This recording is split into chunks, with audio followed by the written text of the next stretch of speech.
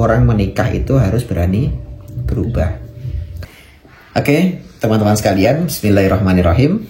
Hari ini kita mau bincang-bincang tentang perlu nggak sih sebenarnya pasangan suami istri itu melakukan perubahan-perubahan dalam sikap dan kebiasaan dari yang sebelum menikah sampai pada level setelah menikah gitu.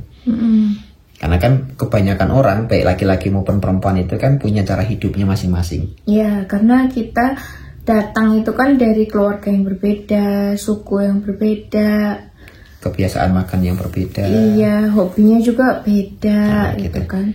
Nah, sekarang ini pertanyaan kita, obrolan kita ini, perlu nggak sih sebenarnya kebiasaan-kebiasaan kita sebelum menikah itu perlu dirubah untuk kita masuk pada jenjang pernikahan sampai berkeluarga gitu? Kalau menurut Umi sih harus, karena kan gini ya, kita ngeliat banyak tuh orang udah jadi suami juga ngegame terus dari pagi sampai malam. Ya kan ada istrinya, ada anaknya. Dan juga perempuan juga ada banyak yang sebelum nikah ketika masih gadis nggak doyan makan sayur. Ketika habis setelah nikah juga masih nggak doyan sayur. Cuman satu kalimatnya, ya ini diri saya gitu kan, ya ini saya. Saya memang nggak suka sayur, nggak usah maksa-maksa makan sayur gitu. Apakah perubahan-perubahan semacam itu perlu dilakukan apa nggak sih sebenarnya gitu? Gimana kalau menurut Abi? Ya kalau sebagai laki-laki, kalau menurut Abi sih, karena saya laki-laki yang melihatnya perempuan. Berarti kalau saya melihat perempuan tuh ya kalau kamu nggak suka sayur dulu sebelum menikah, ya itu urusan kamu. Iya. Tapi setelah menikah karena kita konsul ke dokter, masalah kehamilan, masalah proses kelahiran, sampai nanti proses menyusui anak, itu ternyata kata dokter makan sayur itu penting bagi perempuan. Baik nanti kembali manfaatnya untuk si ibunya sendiri maupun untuk janin yang dikandung maupun yang disusuin gitu.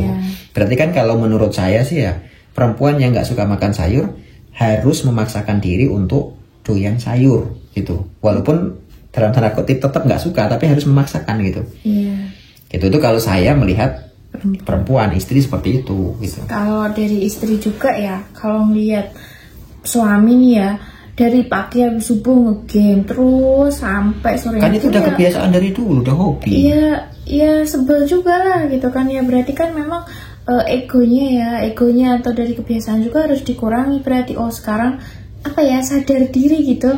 Aku tuh udah nikah gitu. Berarti yang durasi ngegamenya yang selama berpuluh-puluh jam itu berarti dikurangin. Ngegamenya untuk happy-happyan aja lah, untuk refreshing lah gitu dari penatnya kerja gitu. Berarti akhirnya gini, ya kita tetap harus berubah, walaupun tetap harus mempertimbangkan proses lah ya. Kan nggak mungkin berubah itu langsung drastis gitu. Jadi kayak misalkan dulu sebelum menikah cowok itu suka nongkrong sama kawan-kawan malam. Pada ngerokok, pada segala macam dari habis isya sampai menjelang subuh. Berarti nggak bisa dong saya mempertahankan itu? Enggak. Kan ada sisi yang harus dipertimbangkan. Oh iya, saya punya istri itu. Ada cowok yang punya hobi nge-trek gitu, balap liar di jalan raya misalkan. Itu kan hobi. Ya tapi kan harusnya kalau udah nikah itu kan ada kesadaran ya. Kesadaran, oh iya aku udah punya istri, nanti kalau aku celaka kan pasti istri saya sedih. Kan harusnya kesadaran itu tuh ada gitu. Ya mungkin perempuan juga ya, oh iya saya udah mau jadi ibu gitu, berarti saya harus banyak makan sayur. Ya paling kesadaran itu yang harus dipantik gitu kalau udah nikah itu. Berarti sebenarnya gini, prinsipnya orang yang mau menikah itu modal utamanya adalah dia harus mampu menundukkan ego dirinya masing-masing. Ya, dan menumbuhkan kesadaran ngerti orang lain gitu loh, nggak cuman diri sendiri. Iya. Tadi misalkan orang hobi ketika menikah ya nggak bisa dipaksakan. Orang nggak suka ketika menikah dipaksakan harus suka. Intinya kalau orang menikah itu dengan modal materi yang melimpah ya bagus, dengan modal pendidikan tinggi juga bagus. Tapi yang paling penting sebenarnya bagaimana pasangan atau calon pasangan suami istri itu dimulai dari mampu menundukkan ego masing-masing. Dan ya kesadaran kalau sudah ada pasangan gitu. Berarti menikah itu mengekang orang dong? Ya nggak mengekang sih, ya harusnya diri sendiri yang mengekang diri sendiri. Diri sendiri. Tapi susah nih mengekang diri sendiri.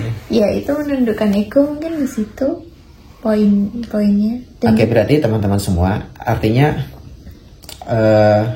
kalian terutama yang belum menikah ini, adik-adik kita ini ya, yang sudah siap menikah atau yang menjelang menikah, itu modal utama menikah itu ya harus menundukkan ego. Artinya Anda yang punya hobi itu belum tentu bisa diterapkan ketika Anda sudah menikah, atau intensitasnya dikurangi, durasinya dikurangi, misalkan gitu. Nongkrong dengan kawan-kawan tuh hobi, ya silahkan, tapi ketika menikah nggak mungkin apa adanya itu kita bawa dalam rumah tangga, pasti akan mengganggu gitu. Istri ditinggal. Tadi juga perempuan itu secara apa namanya, insting sebagai seorang perempuan itu ya susah dibilangin, ngeyel gitu.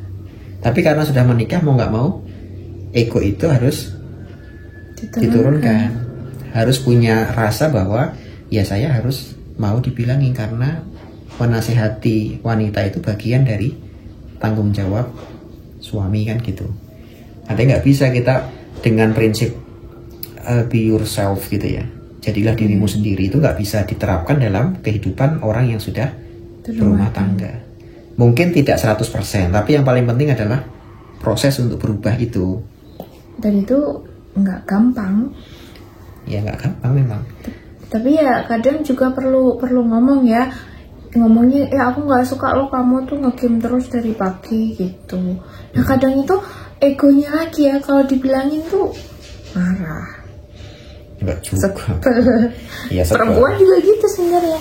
Kamu tuh makan sayur, kan udah tahu aku nggak makan sayur, masih aja dibilangin. Nah kadang kayak gitu tuh ego lagi jatuhnya. Makanya ada beberapa kasus perceraian di sosial media. Enggak, ya di tetangga-tetangga kita di sosial media itu masalahnya remeh sebenarnya.